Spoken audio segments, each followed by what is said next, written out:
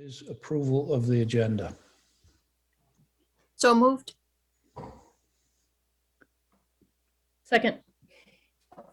Okay, moved and seconded.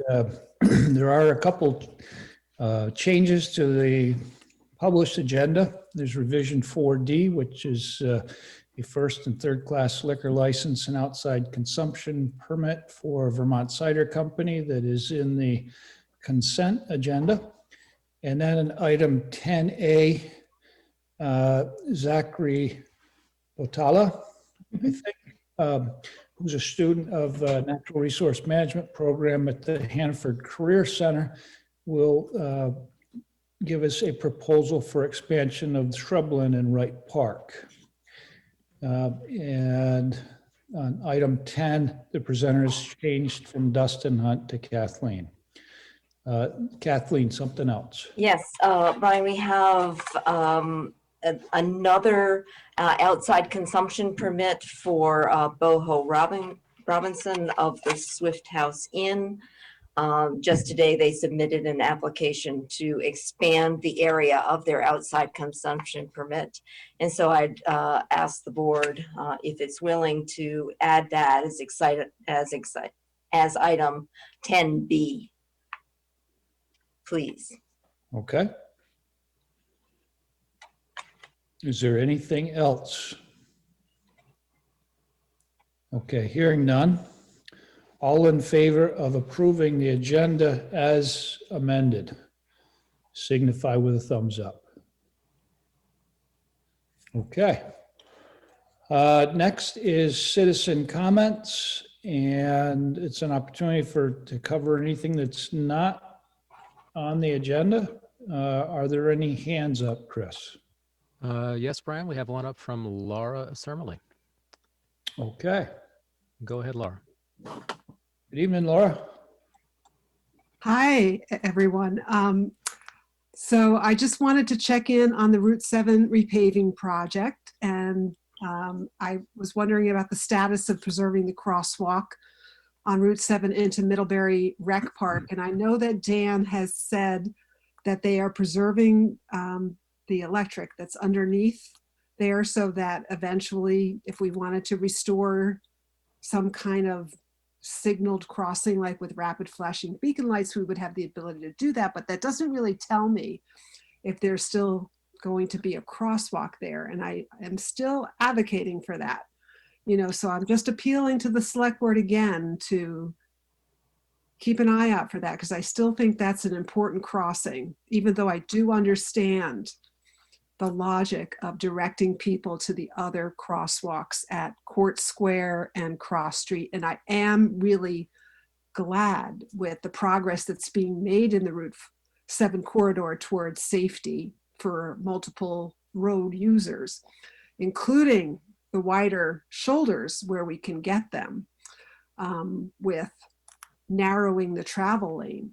So that's great. So anyway, I just wanted to say that again tonight to the select board, that I'm not sure that I've heard from all of you about how you all feel about that, but you know, like, it's very important to me, and I just wanted a chance to say that again. Yeah, and I'm also looking at the other crossings like Monroe and Charles Avenue, as you are, you know, Creek Road. Of course, you know, we have the other end of Route 7 at Exchange Street, you know, that those are all important traffic calming points for us, you know, to think about. So that's what I wanted to say. That was one thing. And I also wanted to thank Parks and Rec for the very robust summer activity guide that was just published last week. It's so wonderful to see all of the activity that's starting to bloom again, you know, and it's just great that they were also able to reference this month of May as Bike Month, you know, and that we have a lot of activity this month, including starting the month with the bike swap. And we really thank the town, we being Middlebury Safe Routes, for promoting the bike swap. almost half of the 70 plus bikes that were offered. Thank you, community, including many provided by the town through MPD, were sold in the first hour. It was a great success. So we are seeing a lot more families out there on bikes. It's great. And we want to continue to provide for their safety as we're doing our infrastructure projects, especially Route 7 through our school corridor. So I also learned at the bike swap from Frog Hollow Bikes that we were gifted a bike fix-it station from Vermont Grand Fondo, and we would like the town's advice on siting and installing that. So a fix-it station is like a rod where you could elevate your bike to repair a flat, for example, and there's a pump and other tools that are connected with it. And there's a model for this at Middlebury College in front of their bike shop. So they have one there, and we've been gifted this. So we're looking at the town's guidance in installing that and siting that. And we've looked at a couple of places, and I've outlined that with Kathleen, and some others. And so I just wanted to make you aware of that. And that kind of thing is really a good visible icon, for the town and communicating its bike friendliness. And I think that's a really important marketing tool. I think that, coupled with a lot of other endeavors that we're seeing, make us really well positioned as a recreation attraction. And I want to use the bike fix-it station as a marker, so I want it to be visible and if possible protected, like sheltered. And that's true for bike parking too, as we plan downtown going forward. So I'll stop there, because that I could go on forever in talking about walking and biking safety for the town of Middlebury. And I'm really grateful for what the town has done and what it will do. So I'll leave you now. Okay. Your comment Thank you, Laura. and the rest of your meeting. Appreciate the update. Okay. Brian, we have one other hand that just came up. Okay. Just lost it, from Judy Weiger Gross. Okay. Judy, go ahead. Hi, Judy. Hi, you all. I have two things. The first is related to the ongoing saga at the Middlebury Airport. Yesterday morning, several of us met up with concerns about the state's use of a glyphosate herbicide that they use on the fence surrounding the airport. It appears to be affecting the local wetland, which is on the northwest corner. And according to, I think, state statutes, that is not to be interfered with. It also appears to be interfering with Beaver Brook, which crosses under Schoolhouse Hill Road and then goes on to connect with the Middlebury River. And yeah, the information that we got from the state is like standard fare, but is not in complete agreement with what environmental organizations have to say. The state is saying the half-life of glyphosate is like 28 days, and other environmental organizations indicate it can be anywhere from 2 months to several years. And that's also affecting the aquifer that all Middlebury residents draw from. That's probably the major concern, along with the concern for the local wetland. So if you get your water from the town of Middlebury, is it being tested for herbicide residuals? So that's number one. Number two is, I was driving past my house earlier today, and I apologize for getting upset about this. But around the corner from me, there's a banner on private property that says, "Forget dogs and cats, spay and neuter liberals."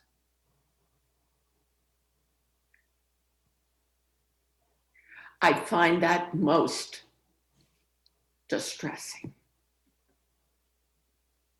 That to me recalls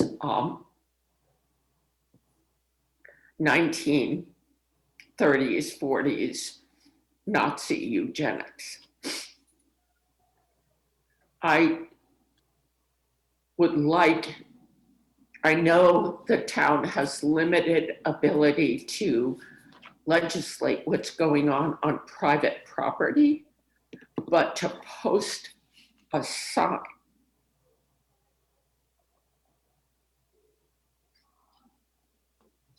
that says I should be spayed because of my political beliefs is horrifying.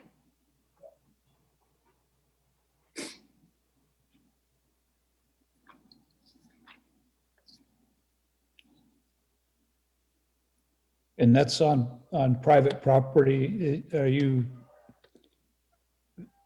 suggesting it was targeting you, or just because of your liberal beliefs? I'm just curious if this is. Well, who would know I'm a liberal, first of all? You just said. I've encountered this individual before.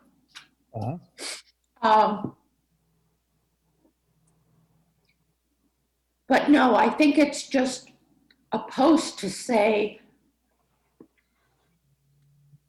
this is what should happen. Yeah. In order to ensure the next election.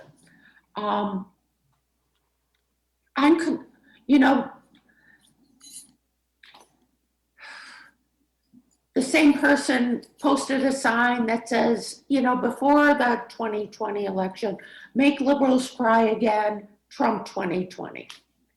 Okay, all right. So I don't think any of us has the solution for the extremism and the hate speech. And unfortunately, I think it was modeled very poorly at the national level. But I think we can all commiserate with how bad that is for communities like ours. I mean, I don't know. Brian, if I can interrupt. Yep.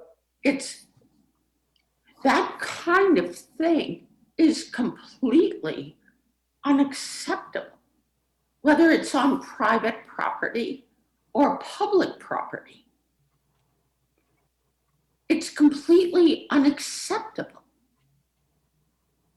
It would be like, and I apologize, Esther. I apologize, Lindsay. If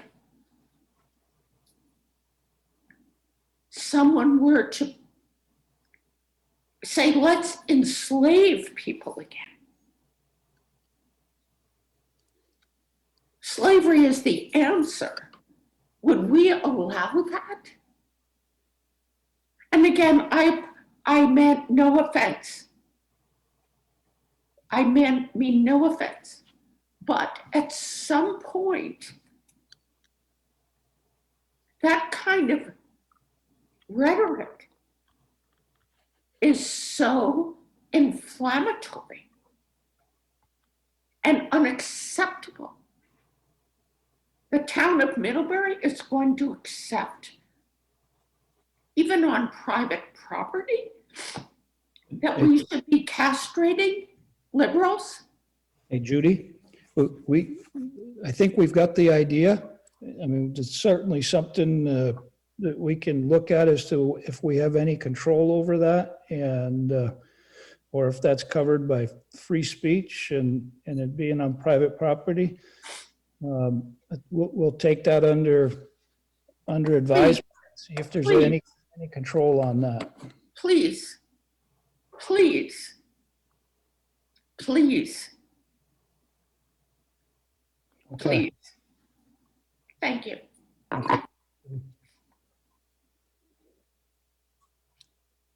Chris, does anybody else have their hand raised? I see no hands at this time, Brian.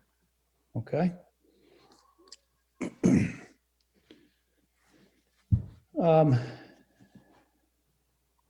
Next item is approval of the consent agenda. Has everybody reviewed all of these items, and are you okay addressing them all on the consent agenda? Okay. Pleasure of the board. I move to approve the consent agenda as presented to the regular, no, just as consent. Sorry, it's my first time doing this. I move to approve the consent agenda as presented, period. I'll second. Okay. So one last opportunity, if anybody has any questions on any of it? Seeing none, all in favor of approving the consent agenda, with the thumbs up. Okay.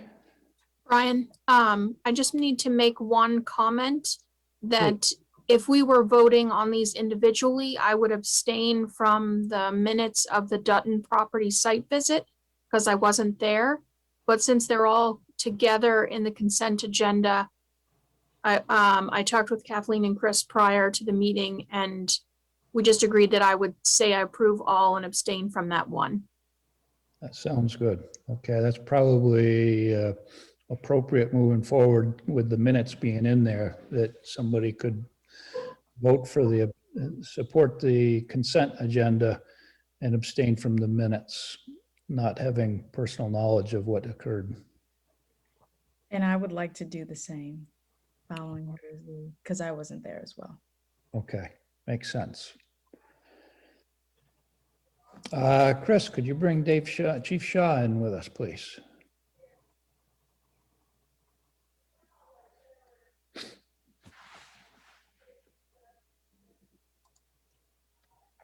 Good evening, Chief.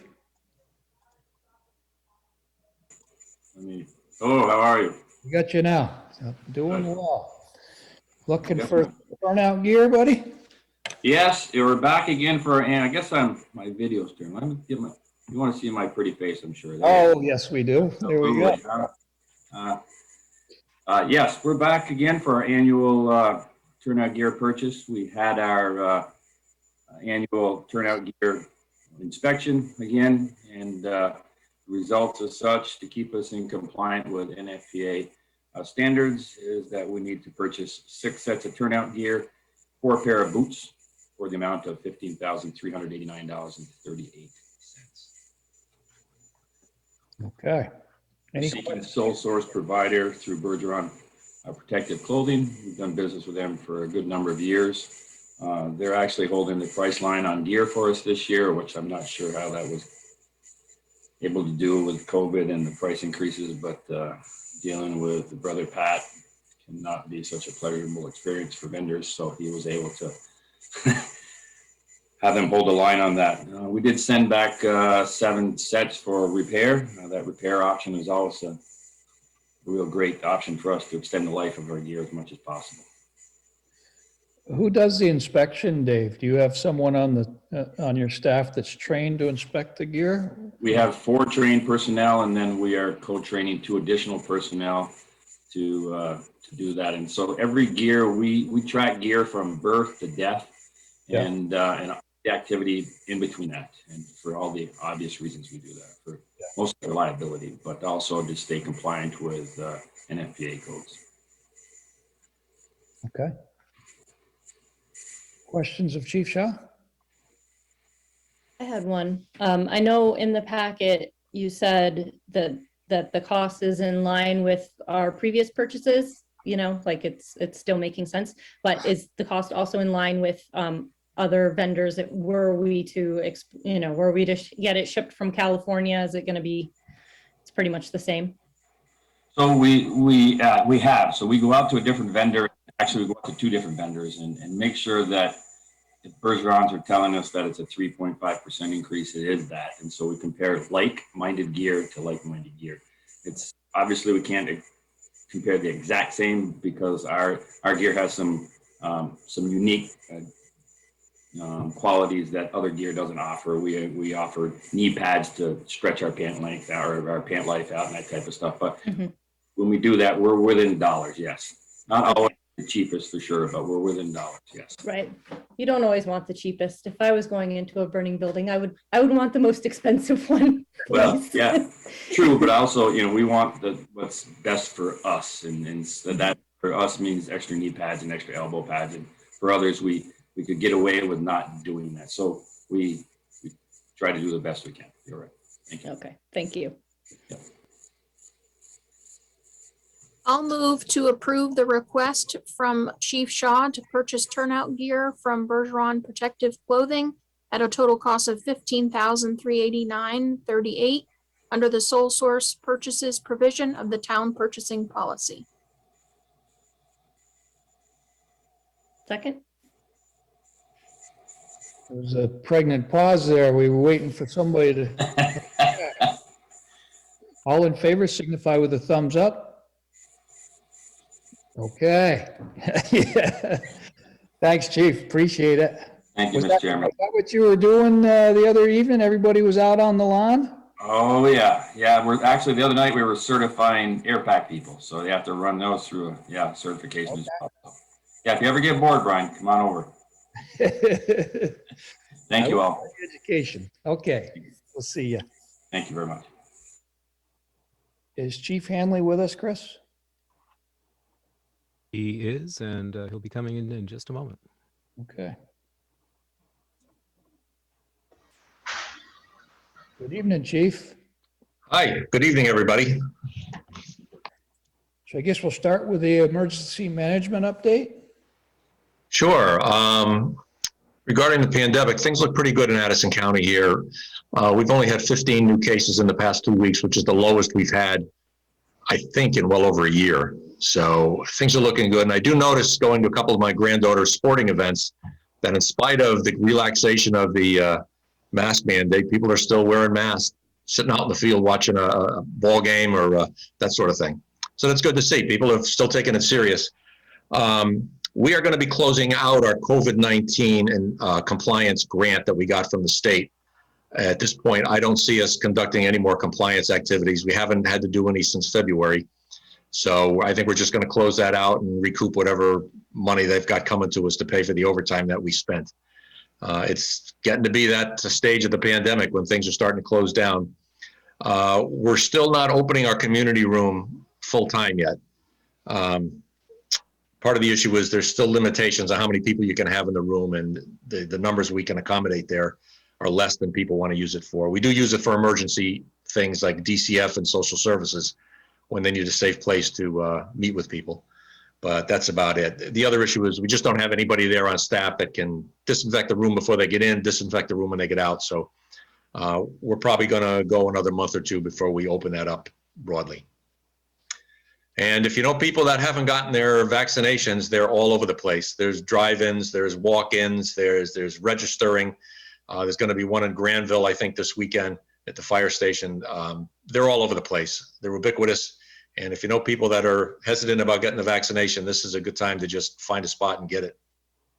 And that's about it.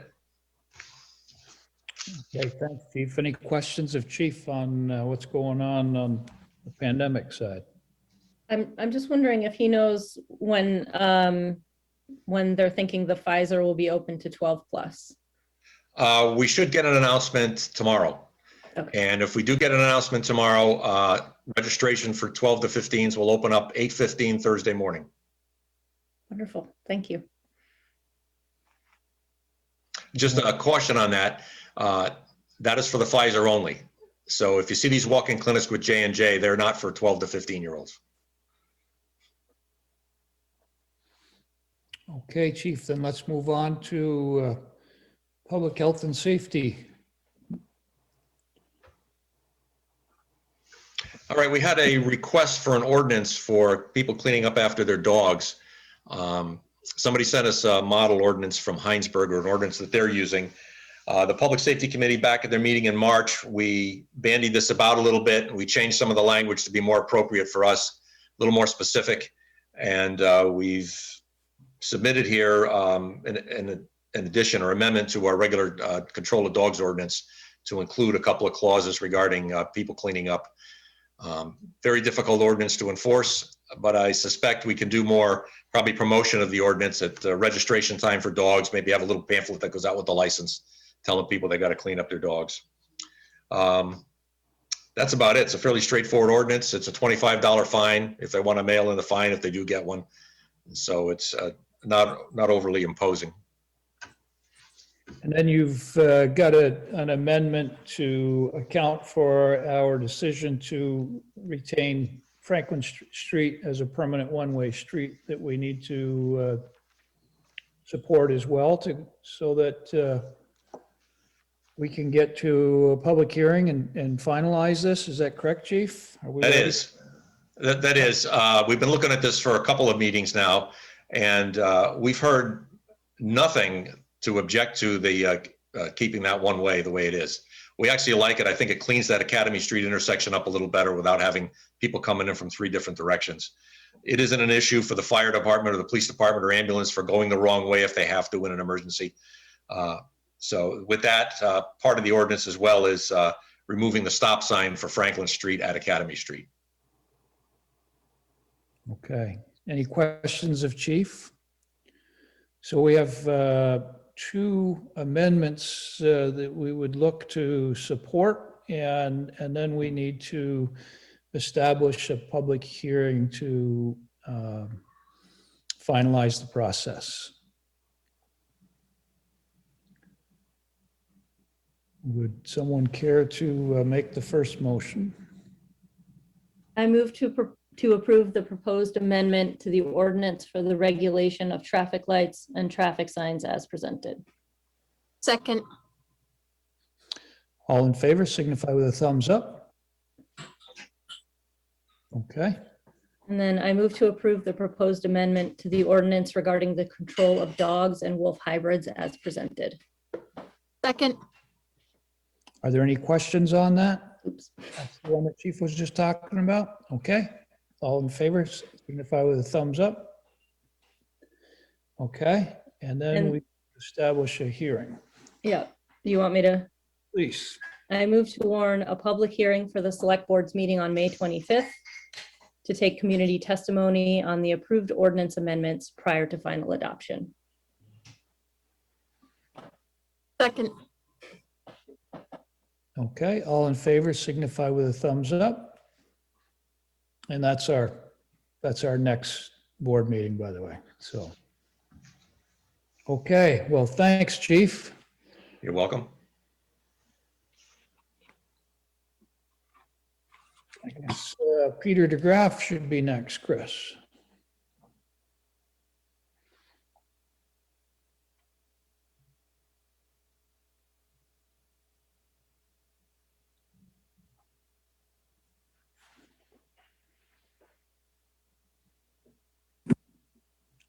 Good evening, Peter. Good evening. It's the first time I've done a Zoom meeting quite like this before, so took me a minute to get things up and running. Well, you look pro at it already. He's a rookie. Unfortunately, too many Zoom meetings in general. Just never had to be invited to one before. In the select board, we're I'm here tonight to talk about Creek Road. And in the select board packet was a brief summary of where we've been, where we are with Creek Road. It's been a while since I last met with the board, the last time we talked with the board about Creek Road. So I thought a little bit of refresher would be good point to start. Was there any questions from the board on that on that brief summary that I included?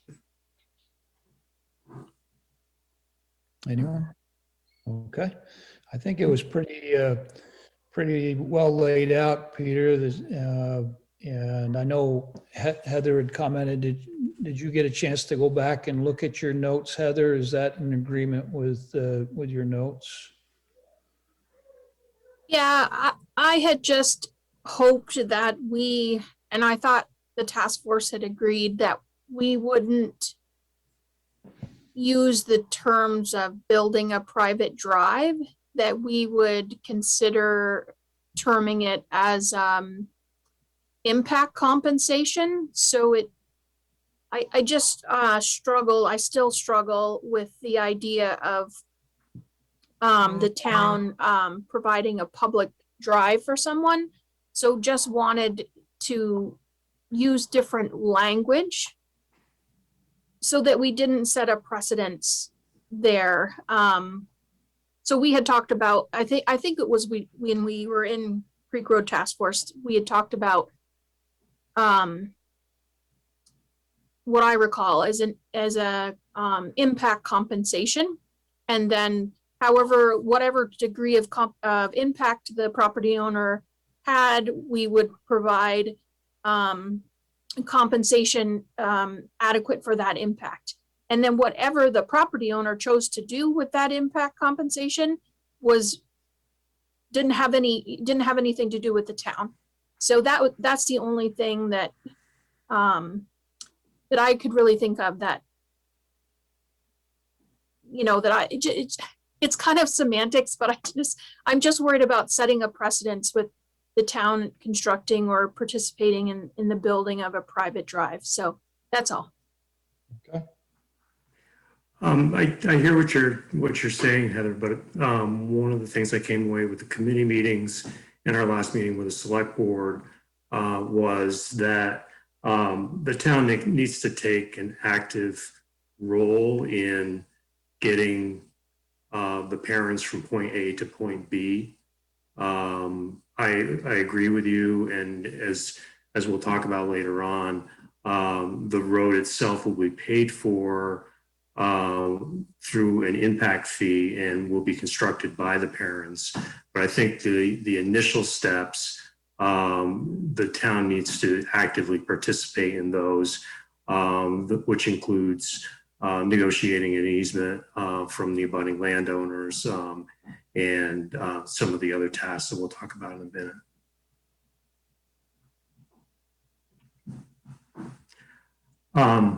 So if there's no other questions on the summary, following the summary in the board's packet is an abbreviated course of action, which we discussed the last time I met with the board. Our hope tonight, mine and Kathleen's hope tonight, was to just get reaffirmation from the board or affirmation from the board that it's in agreement with this course of action, and also get your approval for the next steps that need to be taken, which I've outlined as the last part of the handout in the board's packet.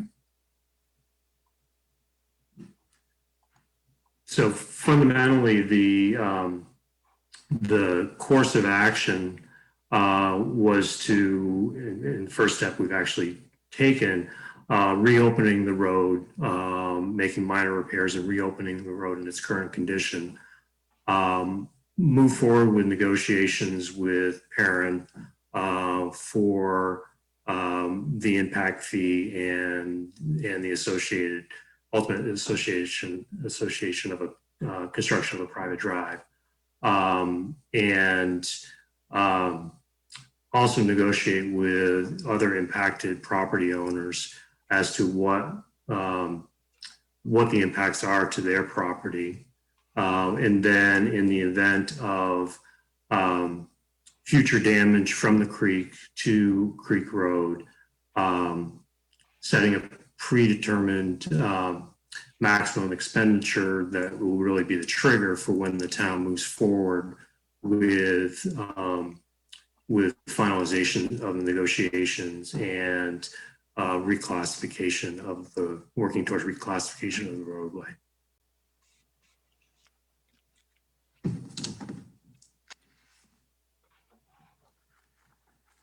I guess I'd look, starting with the course of action, I'd look for the board's input, that you're in agreement with those recommendations, and comfortable with Kathleen and I continuing to move forward with with what we see as the next steps, which we can talk about in a minute.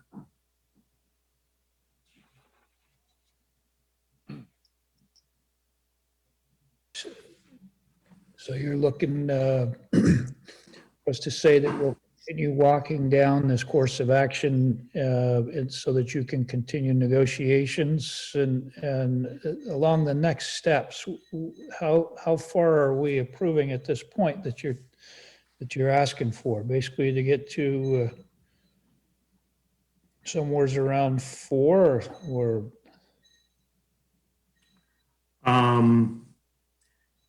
we'd like to at least get to 4. And then once we'd like to get to 3, and we'd like to come back to you and present a draft letter of understanding between the town and the parents. Get your approval and the parents' approval on that and the board's authorization to execute that. Once we have that approved letter of understanding, that gives us some confidence that we can move forward with other expenses and other negotiations for the easements. So I guess we'd be looking for just general consensus on the course of action, and authorization for us to move forward with steps 1, 2, and 3, the traffic counts, enactment of a class 4 road policy, and a determination of a repair budget, and then come back with you at a future date with a draft letter of understanding. okay, that seems reasonable. Heather? I would just say I think the course of action is consistent with what it's abbreviated, but I think it's consistent with what the task force had agreed to and presented to the select board. So I'm good with it. Okay. So if that's consistent and these are our next steps, is the board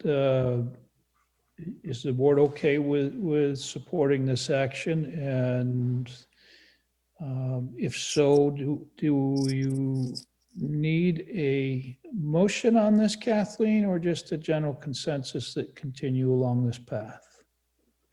I'm comfortable with a general consensus. I don't think we need anything more than that, but we will be coming back to you for more than that. Right. And these are all right currently, everything that we're approving is in our existing budget and scope of work. So yes, Heather. Can I ask a question on one of the steps? Sure. And the enact a class 4 road policy, I thought we had one. I don't think it's very detailed, but I think we do have one. So is this really like expanding and maybe improving on what we have? I think we would be reviewing that and building on it if we need to clarify it. And of course, we'd have to bring back any policy draft to the board for adoption. And will that go to will we have the Creek Road Task Force look at that or infrastructure look at that before it comes to the board? I think we can have both of them give them a draft and have any comments that they want to add. Lindsay? Yeah, I was just gonna mention, I think we have a few people in our audience who are here specifically for this item. So I wasn't sure if people were aware they could raise their hand if they wanted Okay. to speak. There's a raised hand button at the bottom if you have anything to add. Anybody else on the board? Okay, Chris, I think I see Dean's hand raised. I just checked.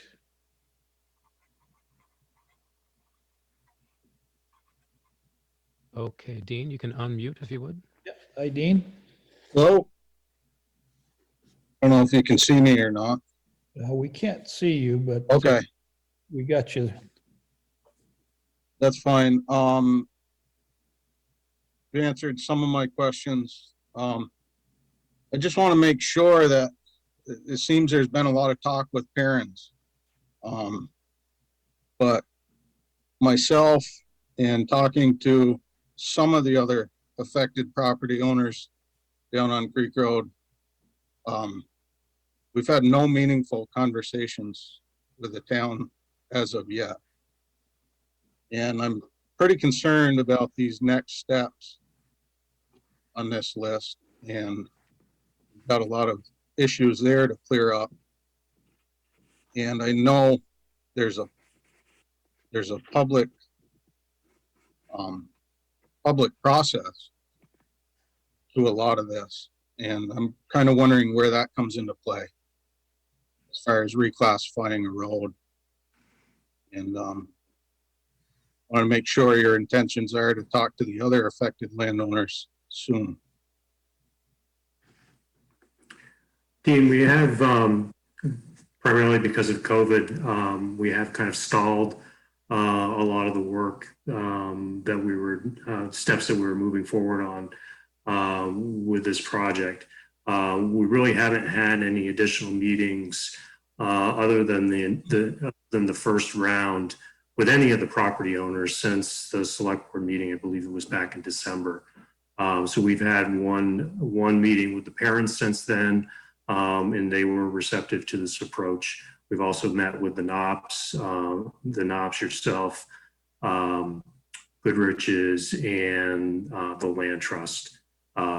So it may seem like we've had a lot of discussions with the parents, and we haven't had any more discussions with them than any of the other property owners, yourself included. Looking forward to talking. Great. Thank you. Okay, thanks, Dean. Chris, does anybody else, does anybody else have their hand raised? Not at this time. Okay. All right.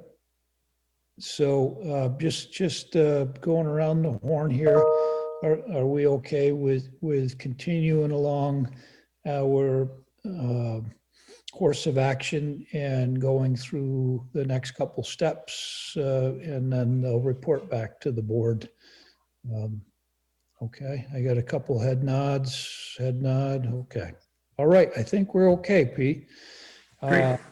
And now with the state opening back up, I think it'll be a little bit more comfortable having meetings and going to that next step. Good luck. Okay. Thank you very much, all.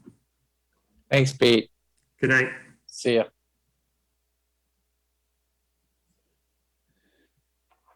Okay. Next item is the next step on acquisition of the former board-on property, and Kathleen has obtained an estimate from Luke Martin of Martin Appraisal Services in Montpelier, and they gave us a quote of $2,200 to conduct the appraisal of the board-on property. And he estimates that because they're so busy, it would take about 7 weeks to complete, which is well within reasonable timeframes for what we're seeing for this type of work. So Are there any questions on that Kathleen could potentially help with? I think for us to make any kind of judgment, this would be a required next step. So, Heather? Have any other proposals or just this one? Just this one, I reached out to Bill Benton, our former town assessor, and he referred me to Martin Appraisal Services. He also mentioned someone in Manchester, I think, but I did not contact them. So I would just say that when I read the 7 weeks now, of course, I don't have any experience in the area or anything to base it on, but when I read 7 weeks, I thought, whoa, that just seemed excessive to me. But I don't have any experience in that. No. So my only other concern, if that's normal and it's going to take that long, does that interfere with the state's timeline and when they want to sell it?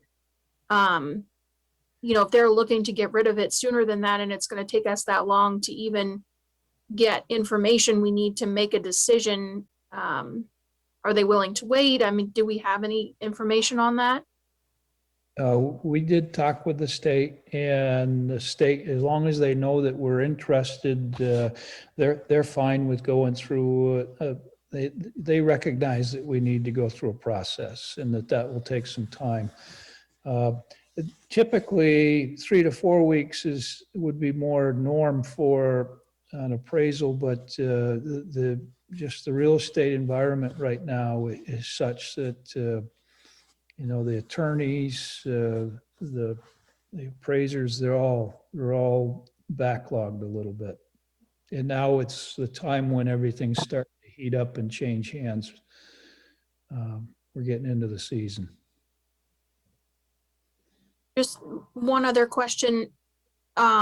We have some funds somewhere to cover this because this is something we didn't really anticipate, right? So you could use miscellaneous funds, or you could use the MBDF funds if you chose to do that, as it might fall in that rubric. But we could cover this in the general fund. I think the suggestion you made of the MBDF funds might be a good use of that. And then we're not, you know, that may save some general funds for something else we may need. So.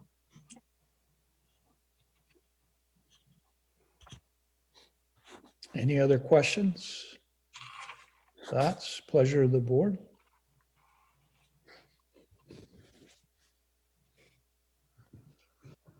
I move to authorize Kathleen Ramsey to proceed with developing an agreement with Martin Appraisal Services for the appraisal of the board on property.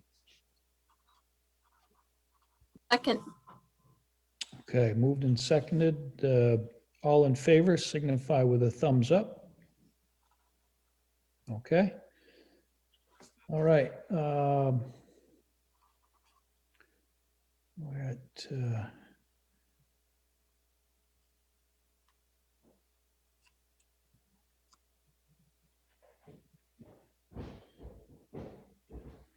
Kathleen on park. Yes. So Dustin Hunt is seeking the board's approval to purchase 149 cubic yards of an engineered wood fiber product, safety fiber, from Durgan and Crowell Logging Company in New London, New Hampshire, to install as surfacing material at the new tot lot in Rec Park at a cost of $3,278. The quantity requested will cover the 4,000 square foot playground to the required depth of 12 inches, Dustin notes.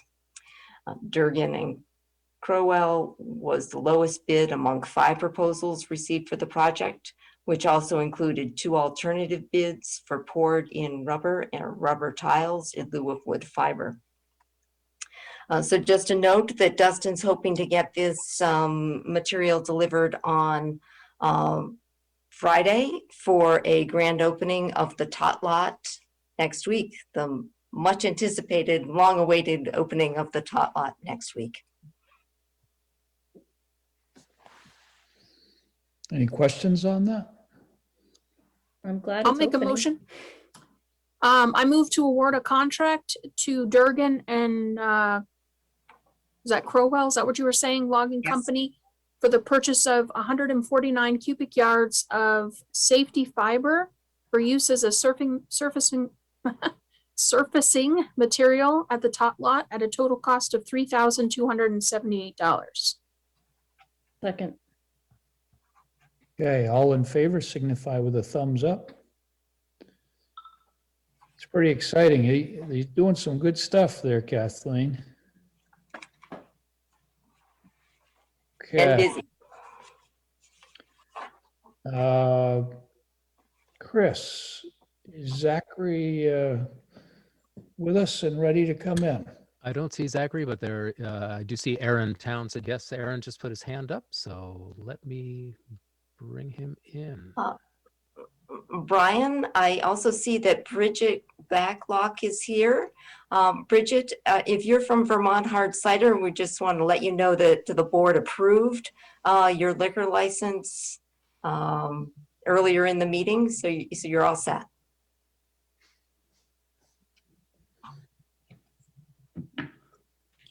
Okay, are we on? Am I on? You're on.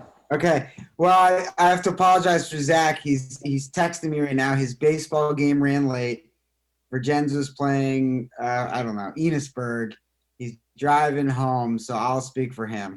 I got to give the kid credit for trying. Hopefully you all got the report that he wrote. I don't know if you had time to read it. So I'll give a quick summary. We have been, so the Natural Resource Program at the Career Center in Middlebury has been in cooperation with MALT on the maintenance and upkeep and projects at the Wright Park. It's been so far a seamless and extremely productive relationship with John Derrick and Caleb Besa and the rest of the crew there. Seems like a really nice synergy between our goals for getting the kids in the field. Oh, wonderful. Getting the kids in the field and practicing some wildlife management and also satisfying the needs of the MALT plan. It's an extensive plan. I don't know if you folks have had a chance to read it, but the Wright Park management plan is extensive. So what my students are proposing, specifically Zach, is proposing to clear cut. It's called a patch cut. That's what the term is, a patch cut. About a 2-acre piece of overgrown white pine and buckthorn grass, consistent with the Audubon's goal to expand shrubland habitat. And in Zach's beautifully written introduction, he communicates the importance of shrubland habitat for declining species of songbirds, specifically the gold-winged warbler, which is somewhere on the endangered list. It's not endangered. I think it's threatened or near threatened, wherever it is. So that is the target species Audubon Society. So we would be cooperating with them. We've met with the county forester, Chris Olson, and Chris Zioli, your tree warden, has gone out and looked at the site. So the totality of the exercise would be, it took us a while to do. The students are learning how to cut down trees and buck them up and drag them, etc. And so we would clear that area, leaving some hard mass trees. So there's some cherry trees, which is a soft mass tree, but there's also some maple, a few white oak, and I believe one of his maps is the harvest plan. He's got some crop trees that we would release and probably a cluster or two of white pines. And that would be it, to generate more shrubland habitat for shrubland species as we have communicated.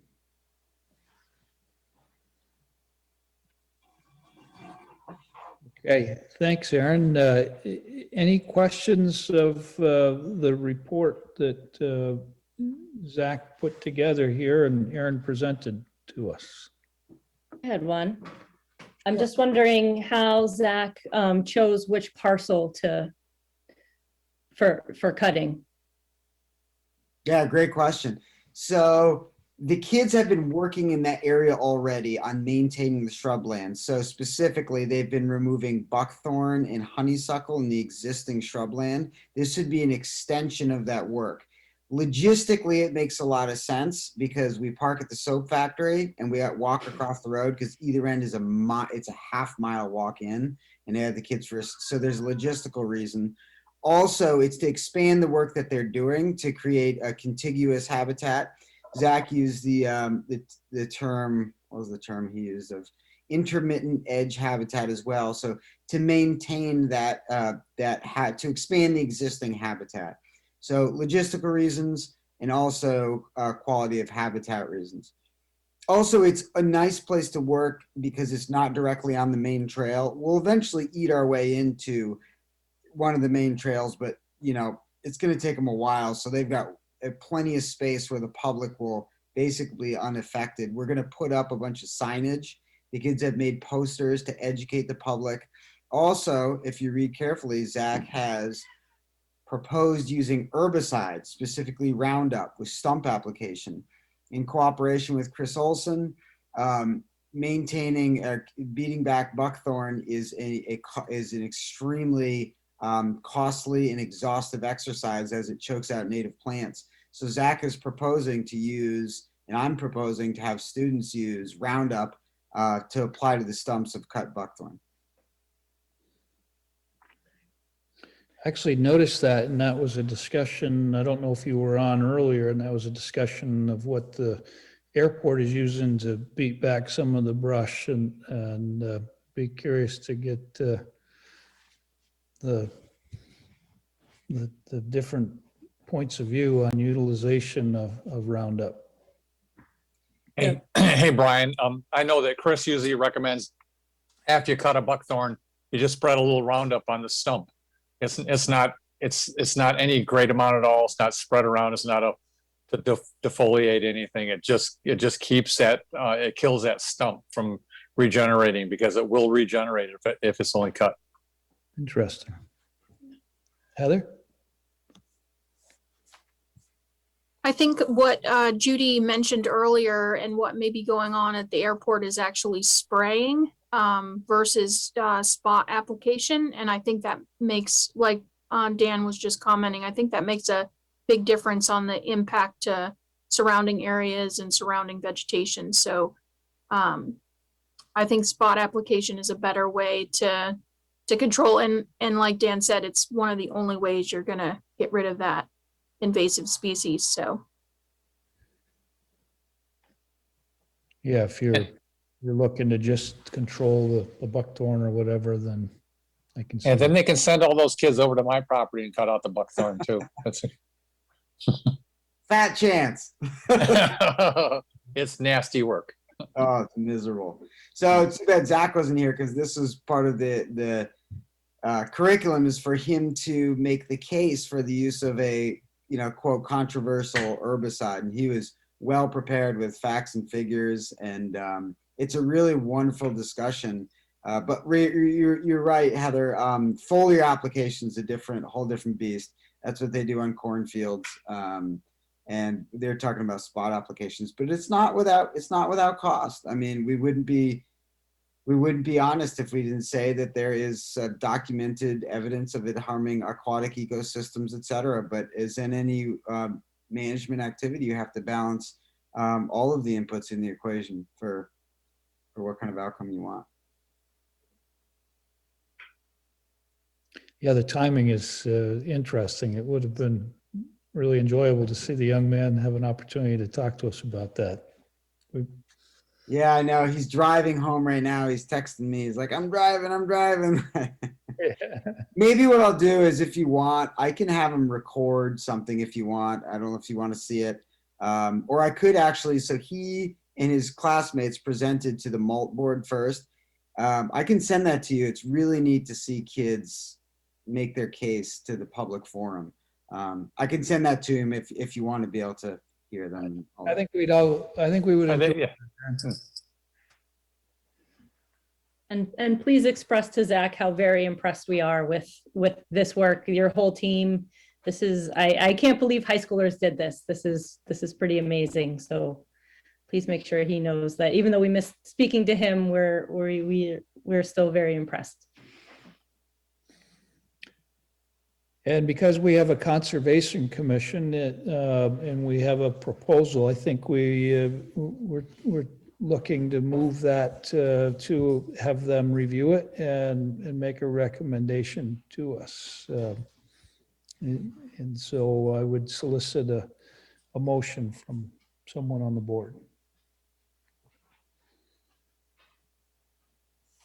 I move to refer the Wright Park shrubland expansion proposal to the Conservation Commission for further review and a recommendation to the Select Board.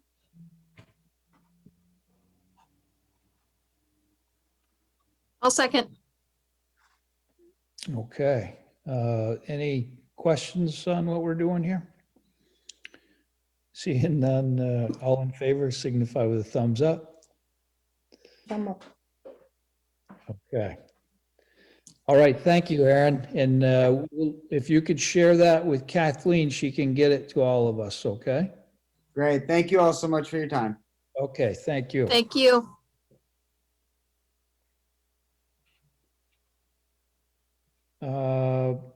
Heather, I think we're all ready to check warrant. Or do We have the addition of the Boho Robinson yes, thank you. license.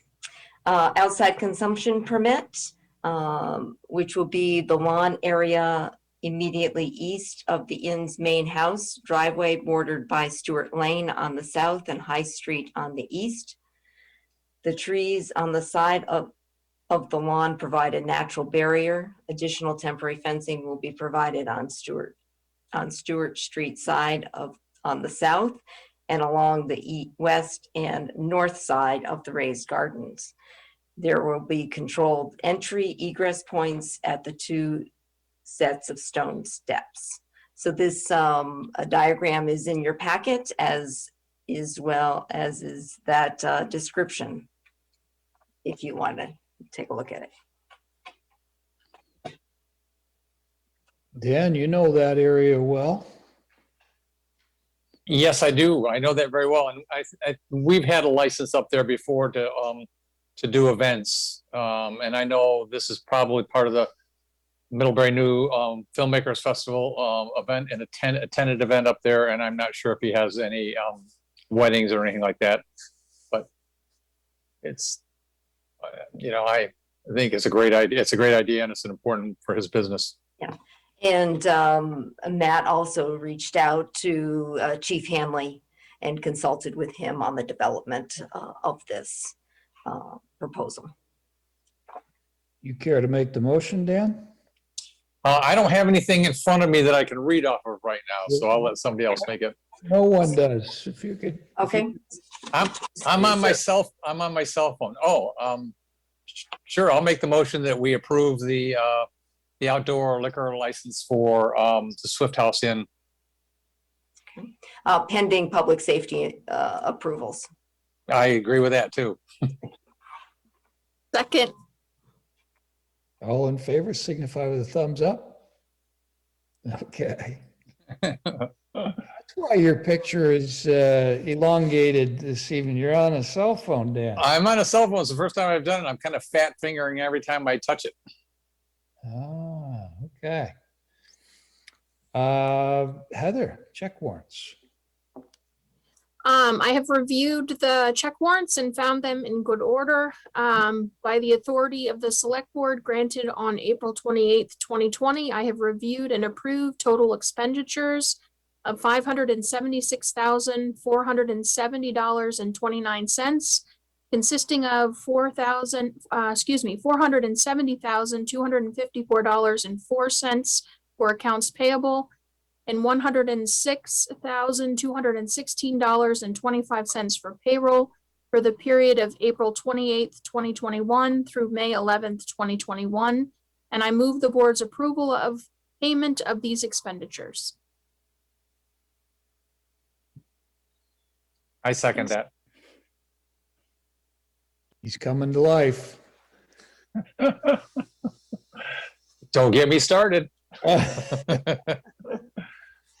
All in favor signify with a thumbs up. Okay. You missed Brian in the beginning where he commented on how he might be falling asleep, so we have to keep poking him. It's right. Keep moving. I see. Thank you. I see he's growing some facial hair. Well, no chance to shave in the last 11 days. How's it going? It's going okay. We're at a day 11. We've paddled and walked 145 miles, and we've got the start of the big crossing of the lake, which takes about 3 days on the route we take. And then it's up to the top of the Missisquoi and back down. So we'll be home in another 10 days in the week. Then we come back for 23 or 24 more days to finish the trip. What a cool trip. It is, and Michelle is amazing. Yeah, it's a great trip. I can't say it's fun, but you learn a lot. Yeah, you do. You learn a lot about yourself and your partner. We're doing great. Thank you. Oh, great. I think they've made like TV shows about this, Dan. You could film this and put it on YouTube, and you'd be very popular. Yes, there are some events that would be very worthwhile watching. Our next popular reality show. Yes, Dan Brown on the move. Okay, I guess we're to board member concerns. Heather? I don't have anything, thank you. Okay. Esther? It was so good to see the chief today. I was just smiling ear to ear. And I was just thinking the turnout gear, that's expensive. Oof. But glad we're taking care of our folks who are taking care of us. That's so important. And then the spot application, I was happy to hear it. It's better than spraying.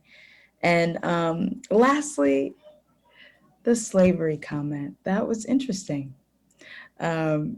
Yes, I think that's all I'll say about that. Thank you. Okay, thanks, Esther. Lindsay? Yeah, I've been trying to pay attention this year to holidays that are not mine. So I just like to point out that tomorrow is Eid, which will be big for Farhad and other Muslims. And so if you get a chance to see anyone, be sure to, I think you can just say Happy Eid. I'm not really sure. You can Google it. But it's a big day for our Muslim neighbors. So we should make it a point to mention it. And I think that's it. Great. I'm just impressed that we're done so early. Whoa, this new system is amazing. I don't know what we're going to do with all our free time. So thank you again to Chris for finding this. Don't get too used to it now. This free time, it clearly frees time for more better discussion as we get into some bigger projects. But as they start getting laid out, we'll have some bigger issues to talk about. So, Dan. I've got nothing except good to see you all. Thanks. Yeah, and really happy it's going well for you, Dan. And so you'll be back home for the next board meeting? Yeah, I'll be back home that week for that board meeting and then back out. Yes. So, yep. Okay. I'm going to sleep and eat when I'm home. A full agenda, right? Yeah, that's right. That's right. Yeah. Is that a consent agenda then? Or? Yeah. Yes, that's consent. So Farhad's not with us because Lindsay just recognized he's got a lot of preparations for a big day tomorrow. And Nick is on his final part of the drive and should be landing home either, I think it's late tonight or tomorrow. So that's why they're not with us this evening. And I'm happy to see that the weather's finally starting to turn a little bit nicer. The ground's still very cold to be putting in some of our crops, and so it needs to warm up just a tad. You should try paddling and camping in that.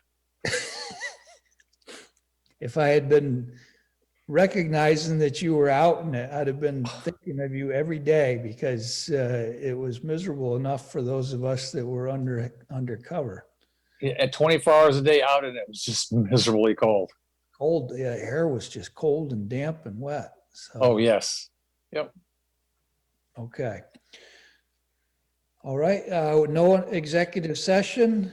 And so that concludes our agenda, unless somebody has other business they would like to take up. If not, then I would solicit a motion for adjournment. So moved. So move. Second.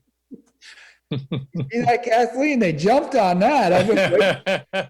Oh, it was kind of like pulling teeth to get it. Yeah, you were dragging them before, but nothing there. Yeah. Well, you know, you can't fight Lindsay and Heather. They're in on it right away. So you just let them Oh, go. no. Oh, no, we paused. We paused. Stop pauses waiting for somebody else to get their name on the minutes. And all in favor signify with a thumbs up. Okay, have a good evening, everyone. Same night, to you. everyone. So good night, You too. everybody. Good night.